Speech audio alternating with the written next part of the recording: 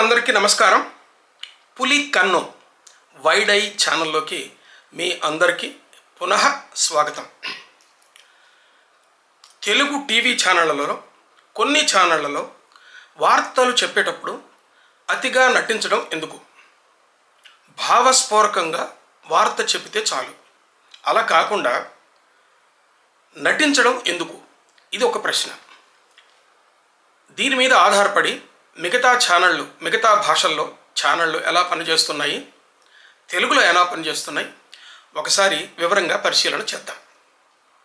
ఈ రోజున ఏ ఛానల్కైనా సరే ఒక ఛాలెంజ్ ఏంటంటే, తెలుగులో కానీ, ఇంగ్లీష్లో కానీ, హిందీలో కానీ, వేరే భారతీయ భాషల్లో కానీ విపరీతమైన పెద్ద సంఖ్యలో వార్తా ఛానళ్ళు వచ్చాయి. తెలుగులో కూడా కనీసం 20 అంటే అంతకంటే ఎక్కువే వార్తా ఛానళ్ళు ఉంటాయి.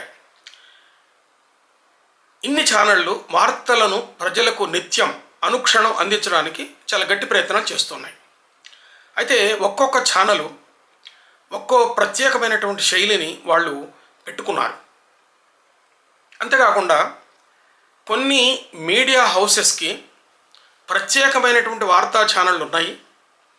అది కాకుండా రోజుకి 2 సార్లు కానీ 3 సార్లు కానీ వార్తలను అందించే ఛానళ్ళు ఉన్నాయి. దీంట్లో స్క్రోలింగ్ ఉండదు. అంటే నడుస్తున్న తెలుగు పాఠ్యం, ఈ నడుస్తున్న తెలుగు పాఠ్యం దానికి ఉండదు. కొన్ని స్పెషల్ వార్తా ఛానళ్లలో ఏ భాషలోనైనా సరే కింద టెక్స్ట్ అలా పోతుంటుంది. కొన్ని ఛానళ్ళలో 2 వరుసలు పోతుంటుంది, కొన్ని ఛానళ్ళలో 3 వరుసలు పోతూ ఉంటుంది. ఇది వార్తలు చెప్పేటటువంటి వ్యక్తికి ఇంకా వార్త అందకముందే తాజాగా మరికొంత వార్త వస్తే, అంటే అప్పటికప్పుడే కొద్ది నిమిషాల క్రితమో 1 గంట క్రితమో వార్త వచ్చినప్పుడు దాన్ని అప్పటికప్పుడు స్టూడియోలో ఉన్నటువంటి వాళ్ళు టైప్ చేసి స్క్రోలింగ్లో అందిస్తారనమాట. ఈ పద్ధతిలో కూడా వార్తలు వస్తూ ఉంటాయి. ఇలా వచ్చేటప్పుడు వార్తలను ఒక ఛానల్ మీద ఒక వ్యక్తి వార్త చూసేటప్పుడు చేతిలో రిమోట్ ఉంటుంది. రిమోట్ మీద బటను ఒక్క క్షణంలో బటన్ నొక్కితే ఈ వార్తా ఛానల్ పోయి ఇంకొక వార్తా ఛానల్ వస్తుంది. కనుక ఇప్పుడు ఛానళ్ళకు ఉన్నటువంటి పెద్ద సవాల్ ఏంటంటే, చూసేటటువంటి వ్యక్తి అతని వేలి కొస ఇంకొక బటన్ మీదకి పోకుండా అతనిని కొన్ని నిమిషాల పాటు అయినా సరే తమ ఛానల్ మీద నిలబెట్టుకోవటం అన్నది పెద్ద సవాల్. అది ఈ వార్తలు ఇందులో వార్తలు బోర్ కొడుతున్నాయని చెప్తే ఒక్క క్షణంలోనే అతను ఈ ఫార్వర్డ్ బటన్ నొక్కితే ఇంకొక ఛానల్లోకి వెళ్ళిపోతుంది.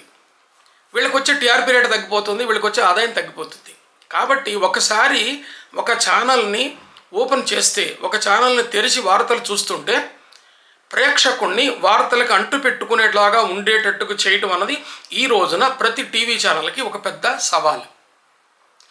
ఈ సవాల్ని నిర్వర్తించుకోవటం కోసం దీన్ని కాపాడుకుంటూ ఒకసారి తమ ఛానల్ ఓపెన్ చేసినటువంటి వ్యక్తి దానికి అంటుపెట్టుకోలాగా ఉండేలాగా వార్తలను కంపోజ్ చేయటం కానీ చెప్పడం కానీ ఈ రోజున వార్తా ఛానళ్లకు ఒక ప్రత్యేకమైనటువంటి సవాల్. అయితే కొన్ని వార్తా ఛానళ్ళు వాళ్ళు స్టాండర్డ్గా, అంటే ఒక ప్రమాణ పద్ధతిలో వార్తలు చెప్తూ ఉన్నారు.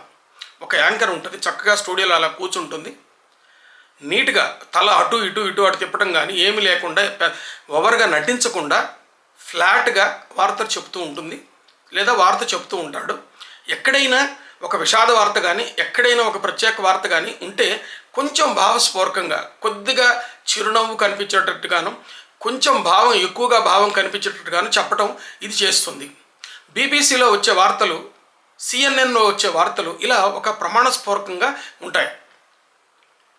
మీకు యుద్ధ రంగంలో కూడా ఉండి బీబీసీ వార్తల్లో ఒక జర్నలిస్ట్ గల్ఫ్ యుద్ధం జరిగేటప్పుడు బీబీసీ ఛానల్కి సంబంధించినటువంటి ఒక న్యూస్ యాంకర్ యుద్ధ రంగం నుంచి న్యూస్ని రిపోర్ట్ చేస్తుంది, వార్తలని ఛానల్కి అందిస్తూ ఉంటుంది.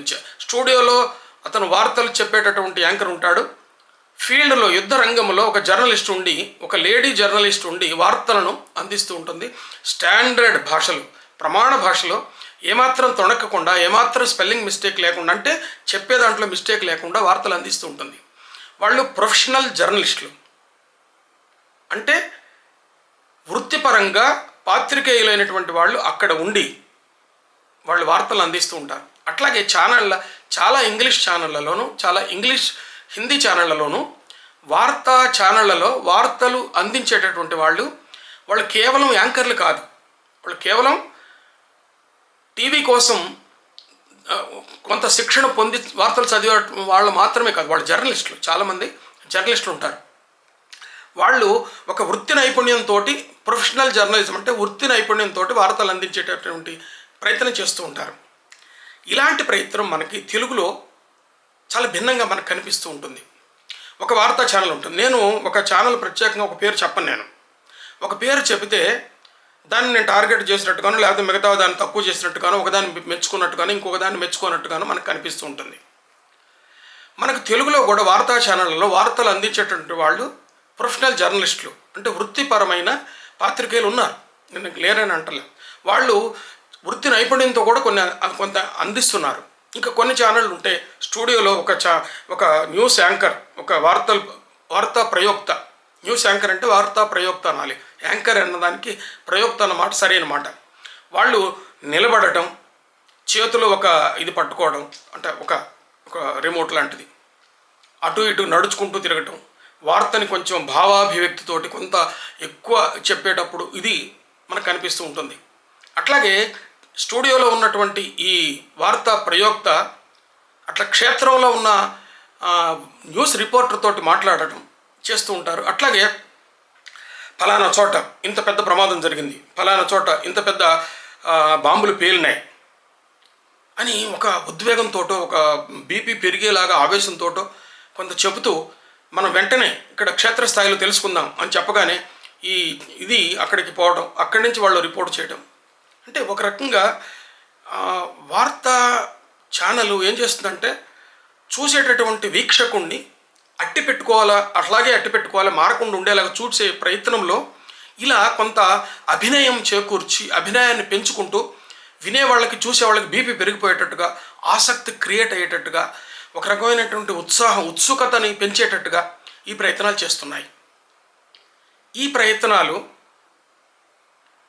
వాళ్ళ ప్రొఫెషనల్గా టీవీ ఛానల్ని రిమోట్ బటన్ మీద వేలి కొస తాకకుండా ఉండేలాగా చేసే ప్రయత్నం చేస్తున్నాయి. కానీ ఇంతగా నటించడం అన్నది, ఇంతగా ఇలా చెప్పడం అన్నది మిగతా భాషల్లో అంతగా లేదు. మీరు హిందీ తీసుకున్న ఇంగ్లీష్ ప్రొఫెషనల్ జర్నలిస్టులు ఇంగ్లీష్లో ఎలా ప్రజెంట్ చేస్తుంటారో మనం చూడొచ్చు. ఇలాంటి లేదు. అట్లాగే కొన్ని ఛానళ్లలో క్రైమ్ బులెటిన్స్ అని ప్రత్యేకంగా వస్తున్నాయి. క్రైమ్ బులెటిన్స్ చెప్పేటటువంటి వాళ్ళు మరింత అభినయాన్ని జోడించి తర్వాత ఏం జరిగిందో బ్రేక్ తర్వాత చూడండి, ఇలాంటి పద్ధతులు వస్తూ ఉన్నాయి. ఇది వాళ్ళ ప్రొఫెషన్కి సంబంధించి ఇదే. కానీ చూడాల్సింది ఏంటంటే ఇంకొక వార్తా పద్ధతులు ఎట్లా ఉన్నాయంటే, స్టూడియోలో అతను వార్తని ప్రజెంట్ చేసేవాళ్ళు ఉంటారు, వార్తను చెప్తూ ఉంటాడు. చెప్తూనే మధ్యలో వేరు ప్రాంతాల్లో ఉన్నటువంటి ఆ వార్తలకు సంబంధించిన నిపుణులైనటువంటి వాళ్ళతో మాట్లాడుతూ ఉంటాడు. విశాఖపట్నంలో ఒకళ్ళు ఉండొచ్చు, విజయవాడలో ఒకళ్ళు ఉండొచ్చు, హైదరాబాద్లో ఒకళ్ళు ఉండొచ్చు. స్టూడియోలో ఉన్నటువంటి వార్తను ప్రయోక్త చేసేటటువంటి వార్తా ప్రయోక్త ఏం చేస్తుంటాడంటే ఆన్లైన్లో వాళ్ళతో మాట్లాడుతూ ఉంటాడు. వాళ్ళతో మాట్లాడుతూ ఉంటే అదే విషయం మీద చర్చ జరుగుతూ ఉంటుంది. స్టూడియోలో ఉన్న వ్యక్తి కూడా జర్నలిస్ట్ అయి ఉన్న కారణంగా వాళ్ళతోటి చర్చ చేసేటటువంటి పద్ధతిలో చేస్తుంటాడు. కొన్ని తెలుగు ఛానళ్ళు చాలా ప్రొఫెషనల్గా ఇలాంటి పని కూడా చేస్తూ ఉన్నాయి, నేను కాదంటలే, అలా చేస్తూ ఉన్నాయి. అక్కడ కూడా భాష మీద దృష్టి చాలా అవసరం. విపరీతమైన ఇంగ్లీష్ వాక్యాలు గుప్పించడము, విపరీతంగా ఇంగ్లీష్ పదాలు విచ్చలవిడిగా వాడటం, దీనివల్ల వీళ్ళు మేము చాలా ఆధునికులం అని చెప్పేటటువంటి ప్రయత్నం చేస్తూ ఉంటారు. కానీ తెలుగుని వార్తలాగా అందించేటటువంటి ఈ వృత్తి నైపుణ్యం ఈ రోజున మనకి తగ్గిపోతున్నది. ఇది మనకి కావాల్సినటువంటి అవసరం ఉన్నది.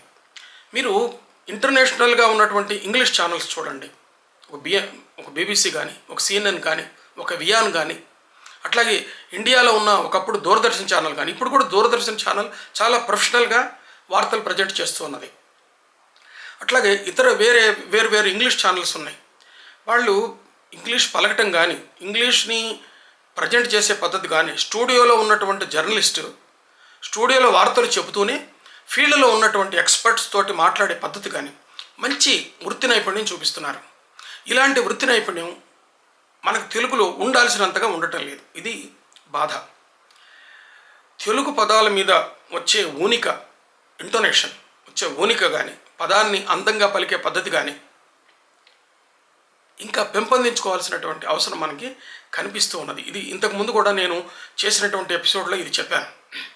కనుక చాలా నింపాదిగా వార్తలు, ఒకప్పుడు దూరదర్శన్ వార్తలు శాంతి స్వరూప్ లాంటి వాళ్ళు చదివేవాళ్ళు.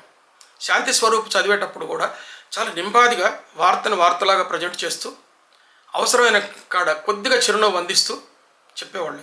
మనకి 80వ దశకంలో కానీ రెనీ సైమన్ కానీ, సుల్తానా కానీ, లేకపోతే చాలామంది న్యూస్ ప్రజెంటర్స్ చాలా చాలా అద్భుతమైనటువంటి వృత్తి నైపుణ్యంతో ప్రజెంట్ చేసేవాళ్ళు. ఆ ఇంగ్లీష్ న్యూస్ బులెటిన్స్, ఇంగ్లీష్ వార్తలు వింటూ ఉంటే శ్రవణ సుభకంగా వినాలనిపించేలాగా ఉండేవి. ఇప్పటికి కూడా దూరదర్శన్ వార్తలు అంత అంత వృత్తి నైపుణ్యంతో మనకి కనిపిస్తూ ఉన్నాయి. ఈ ప్రైవేట్ ఛానల్స్లోని కొన్ని ఛానల్స్లో ఉన్నటువంటి ఈ విపరీత ధోరణులు కొంత తగ్గించుకుంటే మంచిది. పూర్తిగా వాళ్ళని మానేసి వాళ్ళ వ్యాపార ధోరణిని నేను మార్చాలని నేను ప్రయత్నం చేయట్లేదు. మా బాధ అంతా కూడా తెలుగు భాష భ్రష్టు పట్టిపోకుండా ఉండాలని, తెలుగు భాషావాదులుగా వార్తల్లో తెలుగు భ్రష్టు పట్టిపోకుండా ఉండాలని. సంకర భాష అంటే ఇంగ్లీష్ పదాలు అసలు వాడొద్దు అంటలా. దేశీకరణం చెందిన ఇంగ్లీష్ పదాలన్నింటినీ కూడా వార్తల్లో వాడండి, వార్తలు వస్తూనే ఉన్నాయి. కానీ నాకు బాగా ఇంగ్లీష్ వచ్చనే ప్రజలకు చెప్పాలనే ఉద్దేశంతో అక్కడ ఉన్నటువంటి వార్తా ప్రయోక్తలు అంటే న్యూస్ ప్రజెంటర్స్ అసలు వాక్యంలో 2-3 తెలుగు పదాలు 10-15 ఇంగ్లీష్ పదాలతోటి, అది తెలుగు కాక ఇంగ్లీష్ కానటువంటి ఒక సంకర వాక్యాలతోటి వార్తలు చేస్తే ఇది తెలుగుకి ఘోరమైన అపచారం అని చెప్పి మేము భావిస్తూ ఉన్నాం. తెలుగు వార్తల్లో ఈ విధమైనటువంటి అభినయాన్ని ఉండకుండా ఉంటే బాగుంటుందని చెప్పి అనిపిస్తూ ఉంటుంది. మిత్రులారా, మీరందరూ కూడా ఇలా మనం తెలుగు వార్తలు చూస్తూనే ఉన్నాం. ముఖ్యంగా క్రైమ్ వార్తలు కానీ, రిపోర్టింగ్ కానీ, అంటే వార్తను క్షేత్రస్థాయి నుంచి వార్తను నివేదించడం కానీ, ఇంతకుముందు ఉన్నటువంటి కొన్ని భాషా కొంత వీటిల్లో మనం చెప్పుకున్నాం. మనం మిత్రులారా, వచ్చే ఎపిసోడ్లో రాజకీయ నాయకుల భాష, ముఖ్యంగా టీవీ ఛానల్ ఎదురుగా ఉన్నప్పుడు లేదా అసెంబ్లీలో నన్ను ప్రపంచం అంతా చూస్తుంది, కెమెరాలు నన్ను చూస్తున్నాయి అన్నప్పుడు నాయకుల భాష ఎలా ఉంటుంది, కెమెరా ముందు నిలబడి నాయకుడు మాట్లాడుతుంటే ఏ విధమైనటువంటి భాష, తెలుగు భాష మాట్లాడుతున్నారు, అట్లాగే క్షేత్రస్థాయి నుంచి వార్తని ప్రజెంట్ చేసేటటువంటి వార్తను ప్రయోక్త, వార్తను నివేదించేటటువంటి క్షేత్రస్థాయి వార్తా నివేదకుడు ఎలా మాట్లాడుతున్నాడు, అసలు ఒక రకమైనటువంటి శైలిని ఎట్లా ఏర్పాటు చేసుకున్నారు,